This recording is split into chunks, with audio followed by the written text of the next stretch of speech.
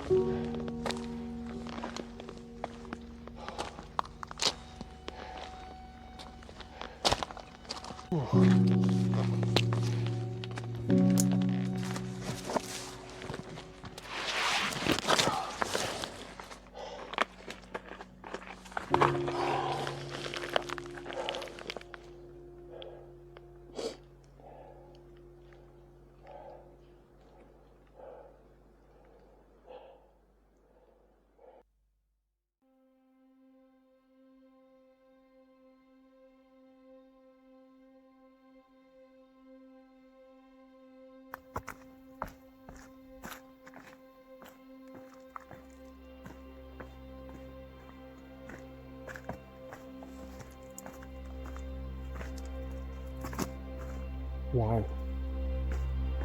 Look at that.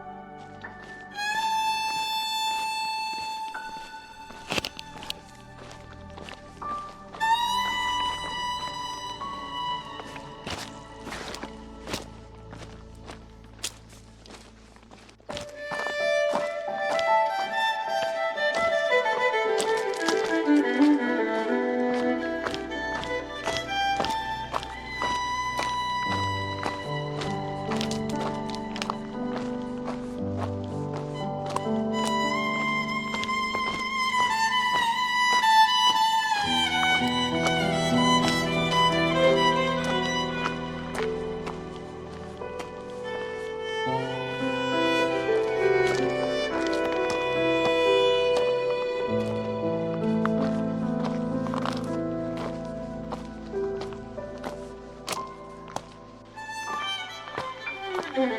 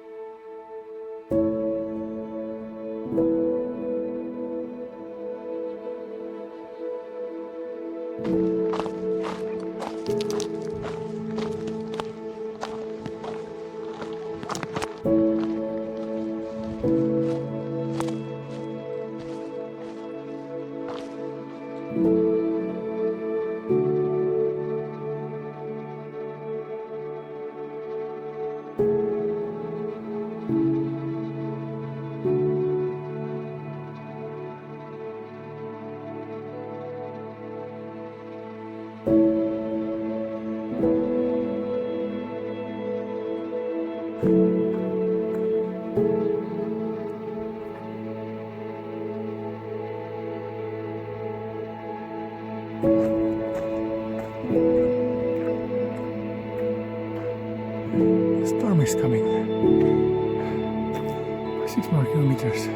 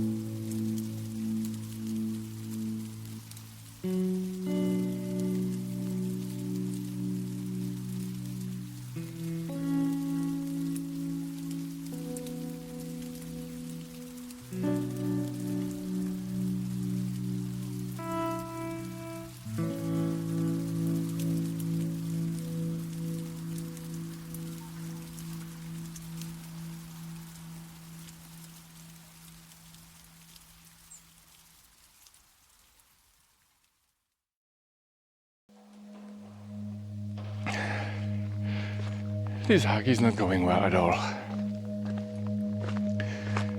And second day, I started to feel unwell, and it got only worse and worse. And the fourth day,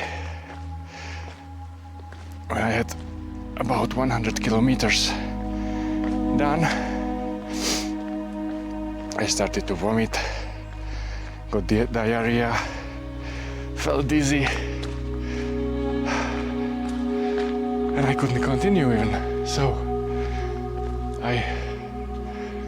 in my last strength, I went to a road and hitchhiked to a nearest campsite.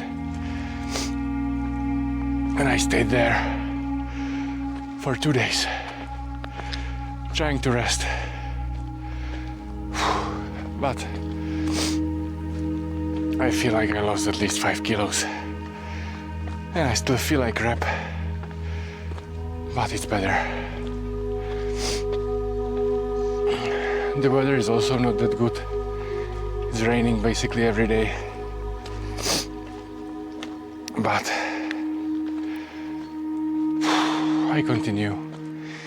Just skipped about 50 kilometers, and there is about 100 left. But not giving up, definitely, because they are still very nice places to visit, to see. And even when I couldn't record many of those beautiful places,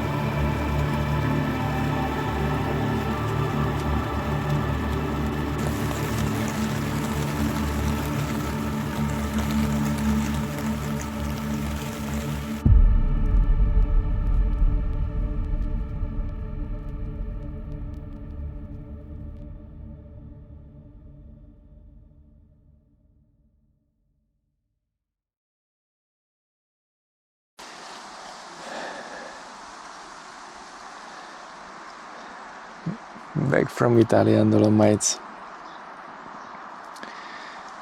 Those are really nice mountains. They're full of trails, beautiful trails. I've visited those 2 years ago, and it was so nice that I just wanted to come back. And because last year I've hiked Tour du Mont Blanc trail, which is actually very, very similar, and I liked it. I wanted to do something similar this year, and that was Alta Via, actually, Alta Via trail. And in Dolomites they are, I think, 9 Alta Via trails, different paths, different trails in the same area. And like 99% of people are walking just Alta Via 1, which is the most famous one. It's a very beautiful one, but it's only 120 kilometers long, so it wasn't long enough for me, and I wanted something longer, so I've made a trail which connects Alta Via 1 and Alta Via 3, which is similar, and it's sort of nearby. And the advantage of it is the distance, because together it makes about 250 kilometers. And another advantage is that it's a circle, so you come back to the point where you start, which is very convenient, because Alta Via 1, it starts in Lago di Braies near Villa Baza village, and it's going all the way south 120 kilometers. And when you finish it,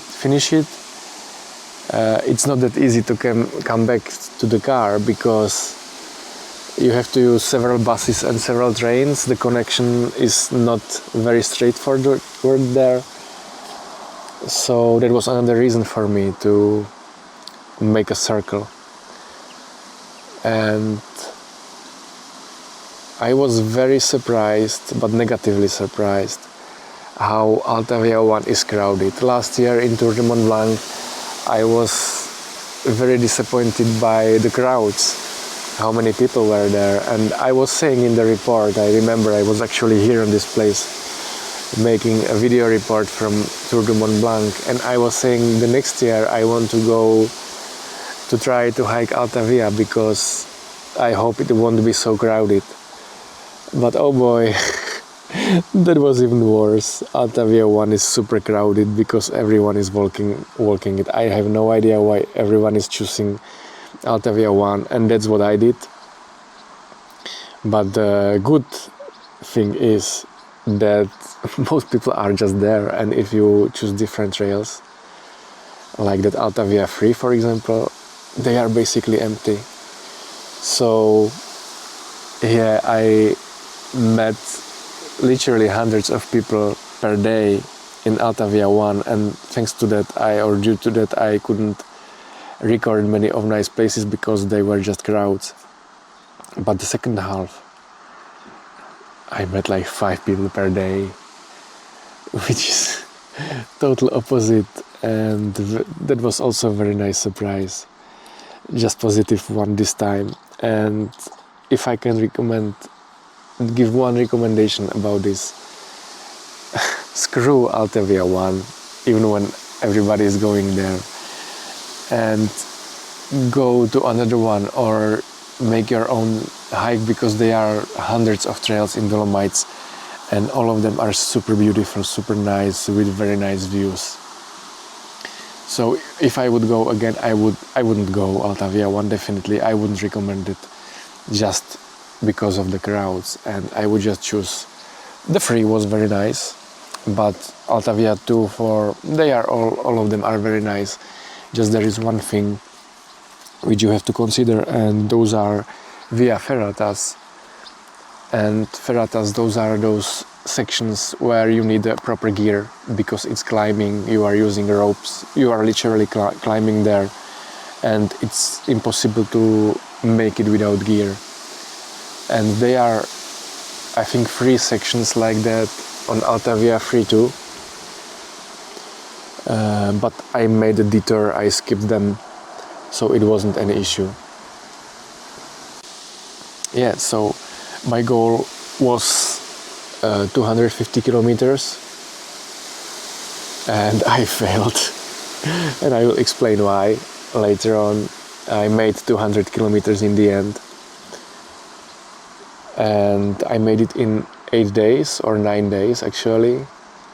And 2 days were rest days in the camp, and I will explain it later. So it took me like 7 days something of hiking.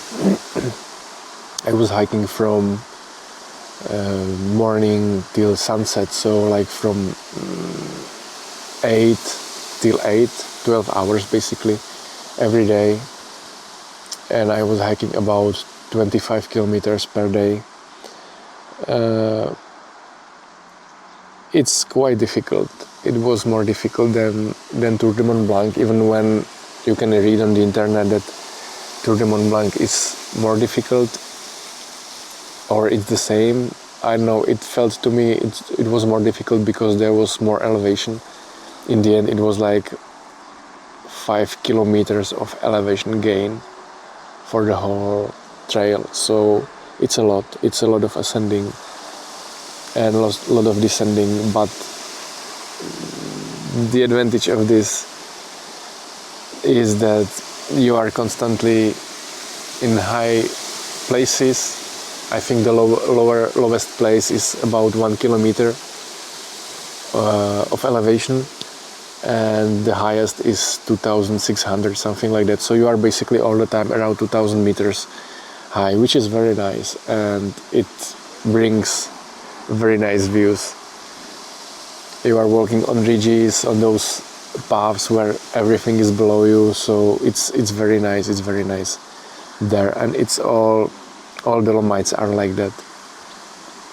And this is actually the main difference between Tour de Mont Blanc and this, because Tour de Mont Blanc you are hugging the main mountain, you are walking 170 kilometers around Mont Blanc, so it's sort of the same all the time. But in Dolomites it changes very often. Sometimes you are up in the mountain, high in the mountains on the rock paths, sometimes they are meadows, sometimes forests. They are lakes, which weren't on Tour de Mont Blanc neither, so it's very variable and very nice and very demanding trail. On the other hand, it's in high mountains, and that means that they are quite often storms, and the weather forecast is really not reliable at all. So even when the forecast said that it should be sunny the whole week I was there, except maybe the first day, it was raining basically every single day. Maybe one day it wasn't raining, but every single day it was raining. And those are those afternoon thunderstorms.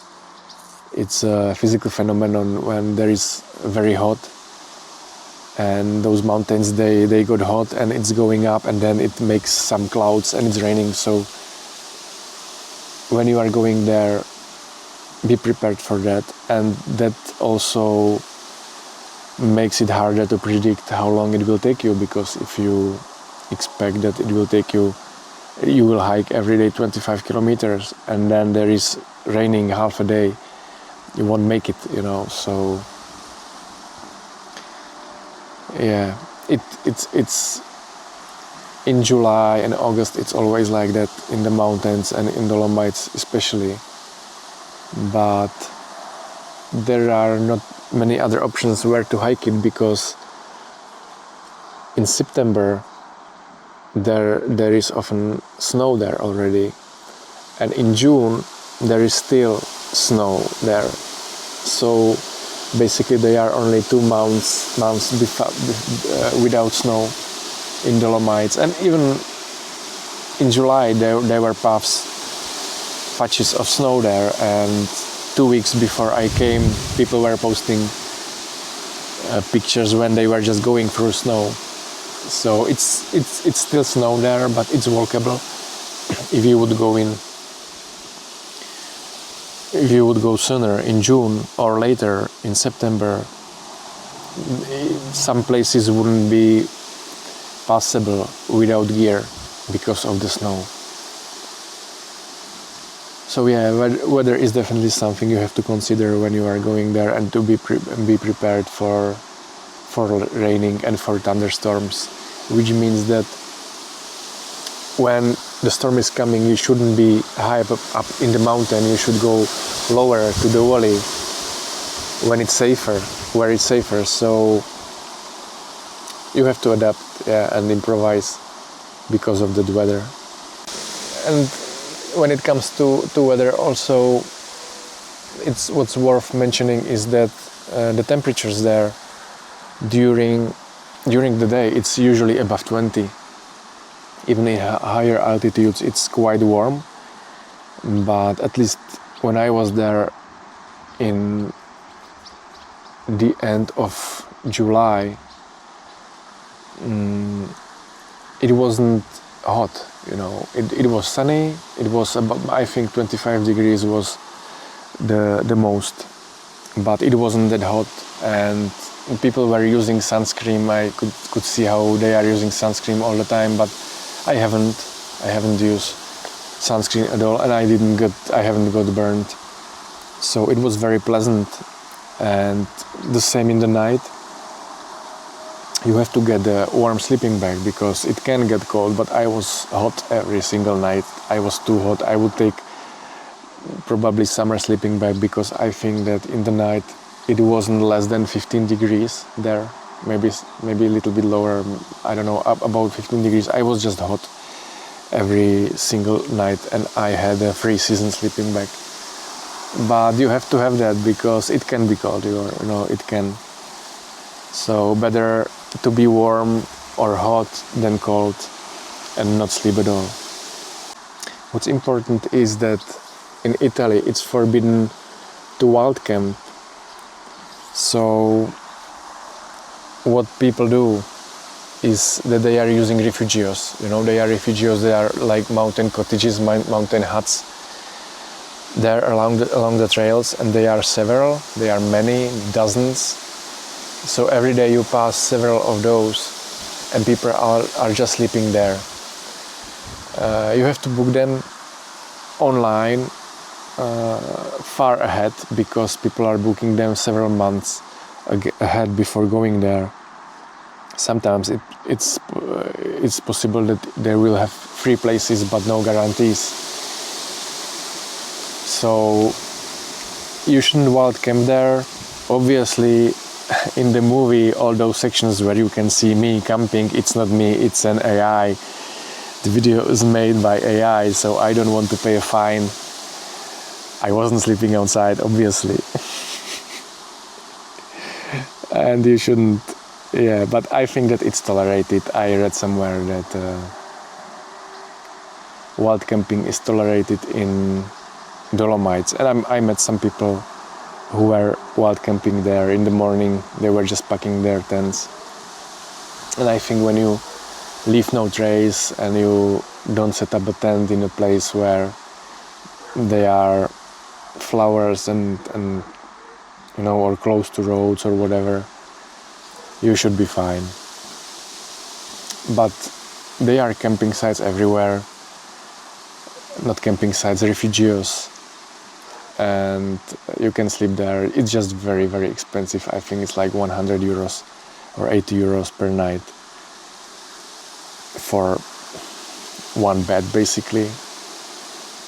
And it's good for restocking too, because there are not many villages or towns around the trails. I think I passed 2 towns or 3 towns where you can buy some food and stuff, so you have to buy it from those refugios, and oh man, those are expensive. I was complaining a few months ago in Madeira that I paid 12 euros for 2 liters of Coca-Cola. Here in one refugio I paid 10 euros for half a liter of Coca-Cola. because I'm on hikes, I'm buying Coca-Cola because of sugar, because it's fast energy for those climbs, steep climbs. So it's very, very expensive there, and I would take a lot of money. On the other hand, they take cards, which is really good. You don't have to have any cash, and also everyone speaks English, so no problem with the language, with communication. What was a bit problem for me was that in many of those places they just don't have any vegan options, so it's hard to get some good meals. Usually they offer some alternatives, or they just offer that they will remove cheese or meat from the meal, but then you don't have enough calories because what's left is just vegetable, so it's well known that Italy is not very vegan friendly country, and I was prepared for that, so no problems. Okay, and the thing why I didn't make the whole 250 kilometers, well, it's because I got water poisoned, and I'm always taking a filter with me, so I'm filtering water from those streams and rivers and waterfalls, and that's not any issue, because when you filter it, it's drinkable, it's okay, it's not any problem. And I didn't get any problems from that water, that filtered water from nature. But I was feeling worse and worse after the second day already. Like second day I had stomachache and I felt really, really bad. And the third day and fourth day it got only worse and worse, until I just couldn't continue anymore. I was vomiting, I couldn't drink, I couldn't eat anything, so I didn't eat for at least 1 day at all. I was just drinking but I was vomiting everything. I had headaches, I had stomach aches, I felt like shit. So I decided to go down from the mountain and hitchhike to a nearest town. And I spent there for 2 days in the camp. I paid a place for a tent, and I was there for 2 days. And actually I recovered, which was good. But I found out 7 days later from a friend that the water in those mountain huts and refugios and restaurants, it's not drinkable. They don't filter it. And because there are cows everywhere around those huts, the cow shit is in the water. And I was drinking it for 4 days basically, or 3 days. So that was the problem. I was drinking cow shit for 3 days and I got all those problems. But I heard about this before I was going there. I read some, reports from other people who were hiking it, and I read few examples where people got this problem and they had to leave. So I was very lucky that after 2 days of rest I could continue. But that's the reason why I had to skip about 50 kilometers, and I hiked only 200 in the end. But I think I skipped the worst parts anyway, and actually all those 2 days which I were in the camp, it was raining all days long, 2 days of rain, so I haven't missed that much. But it's good to know it, that just don't drink water from the bathrooms in those refugios and huts and restaurants in the mountains. On the other hand, when there is tap water outside, sometimes flowing, I always asked the staff there if it's drinkable. They always said, oh yes, of course it's drinkable, no problem. So I hope that wasn't the case of my problems, because I was drinking this too. But I hope that those are drinkable when they say that it's drinkable. Just don't drink or don't take water for drinking from those huts, from those toilets or bathrooms or whatever, because that's not drinkable definitely. They are actually very nice animals there in Dolomites. They are goats, hares, foxes, golden eagles, very nice places. There are many marmots there. You know, the Dolomites are well known for marmot population. They are squeaking around when they see you, but those are really big. Those are like big, huge hamsters, you know. Sometimes they allow you to come close, or they come close to you when they think that you have something to eat. But don't feed them. They shouldn't be fed. Also, there are wolves there, but I haven't seen any. They are not dangerous. They are avoiding people. And also very rarely there could be bears. There are some reports that there are bears in the area, but very, very rarely. They are usually just passing from the other side or other part of the mountains. So the chance that you will see a bear is literally close to zero, especially when you make some sound, or you know, and they are big planes, so they could see you, they can't surprise you, or you can't surprise them. So I don't think that it's dangerous at all. And when it comes to transportation, the start of the hike is, how I said, in Lago di Braies, and the closest town to it is Villa Baza. Most people come to Villa Baza because there is at least one free parking lot where you can leave the car. I was parking by the train station. What's recommended is to be there very early or late, because during the day the parking lot is usually full. So I came late, just before after sunset, like late evening, and I was walking towards the Lago di Braies because it's like 10 kilometers. And what most people do is that they go from Villa Baza to Lago di Braies by a bus. There is a bus going there, I think like every hour. But in the summer, in the season, you have to book a ticket online. They won't take cash and then won't take you in if you don't have a ticket booked. So, and also, when Lago di Braies is very, very touristic place, very nice and you know, well-known lake. And if you come there by a bus with the first tourists, it will be full of people. So what I did was that I was walking to Lago di Braies in the evening when I came by a car. It's like 10 kilometers. So I was sleeping around 2 kilometers before Lago di Braies, and I woke up very early and went there at 6 a.m., something like that, and it was empty. You know, the place Lago di Braies, they are usually hundreds of people. And I was there completely alone because I was there just before everyone came, you know. The buses start to come, I think, at 7:30, something like that. So that's another good thing when you come there by foot. 10 kilometers is 2.5 hours, 3 hours. There is literally no elevation. So it's the best way, I think, how to get to the start of the trail, Alta Via 1. Going back is much more difficult. You have to use several trains and buses to get back.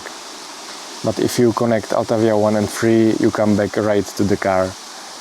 And what's also good in Villa Baza with the parking lot at the train station is that there is a free public toilet, very nice and clean and equipped.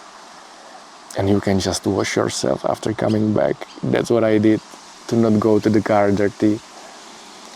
There is a big sink and soap, and it's very clean and nice there. You can even lock the doors, so you can wash yourself easily. You can take your time there for free. Really good thing to have it there, right next to the parking lot. So I think that's it about the trail in Dolomites. I repeat, if you can avoid Alta Via 1, try another one. There are hundreds of trails, and being in crowdy place when 5 kilometers farther in another trail, there is nobody. It makes no sense to me. And I would even say that Alta Via 3 was nicer than Alta Via 1. They were nicer, but it was more difficult. There are some very exposed parts where you walk very narrow, path, and there is a big drop right next to it. And when the path is full of small stones and rocks, it's very, very slippery. I was scared. On 2 places I was very scared. I was basically crawling on like an animal, because I was scared, because one bad step, you slip and you are dead. There is just several hundred meters drop down there, but nobody was there, which was better. Okay, so my next plans haven't changed. I already booked my flight to Crete. I'm going to hike the south coast of Crete, and I'm really, really, really looking forward to it, because this year, for some reason, I skipped everything what had cliffs and beaches and just water. I love water, I love beaches, I love swimming in the sea and ocean and being naked and being alone. And this year I was on Tenerife, Madeira, now this, Dolomites, and it was always full of people. Those were the most crowded places probably I've ever visited. So I'm really looking forward in a few weeks to be in Crete, a Greek island, Crete, where the trail should be completely empty. There shouldn't be anyone. Also, it's out of season, so I should be there alone, and I can't wait to be alone on some nice sunny trail with the sea. And I also plan to take a ferry to another island next to Crete. It's called Gavdos, and make a hike around. It's like 40 kilometers, all again full of beaches, very nice. Looking forward for that. In the winter, in December, like usually, Canary Islands, and next year the bucket list is too big to decide what will be the hikes for the next year, so we will see. See you on another hike.